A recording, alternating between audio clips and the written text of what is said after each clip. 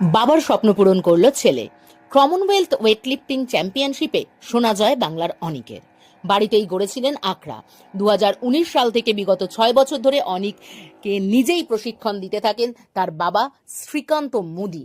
সে এখনো স্কুলের গণ্ডি টপকায়নি, এখনো সাবালক নয়। মাত্র 17 বছর বয়সেই গোটা রাজ্যের মুখ উজ্জ্বল করেছেন অনিক মুদি। আহমেদাবাদে অনুষ্ঠিত হওয়া কমনওয়েলথ ওয়েটলিফটিং চ্যাম্পিয়নশিপে সোনার পদক জিতেছে সে। পাঁচলার দেউলপুরে অনেকের গ্রামে এই খবর পৌঁছাতেই গোটা গ্রাম জুড়ে বইছে খুশির আবহাওয়া। অনেকে নিজেই প্রশিক্ষণ দিতে থাকেন বাবা শ্রীকান্ত বাবু। বাবাকে কোচ হিসাবে পেয়ে অনেকও দ্রুত এগোতে থাকে। জেলার এবং রাজ্যের একাধিক প্রতিযোগিতায় সোনার পদক জয় করে মাত্র 17 বছর বয়সী অনিক। এবছরের জুন মাসে পাতিয়ালায় জাতীয় শিবিরে নির্বাচিত হয় অনিক।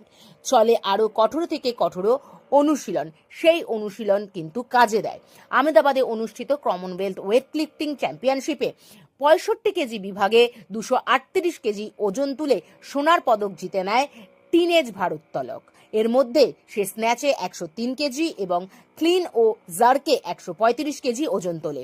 ঘরের ছেলে যখন আন্তর্জাতিক প্রতিযোগিতায় ওজন তুলতে ব্যস্ত, তখন বাবা মা ঠাকুমা এবং গ্রামের প্রতিবেশীদের চোখ টিভির পর্দায়।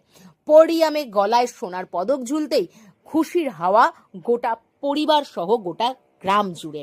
এই টিনেজার অনেককে আমাদের আমন্ত্রণ টিভির পক্ষ থেকে আগামী দিনের জন্য রইল অনেক অনেক শুভেচ্ছা। এই ধরনের খবর আরও দেখতে হলে অবশ্যই আমাদের চ্যানেলটিকে লাইক, শেয়ার এবং সাবস্ক্রাইব করতে হবে। আপনারা দেখতে থাকুন আমন্ত্রণ টিভি।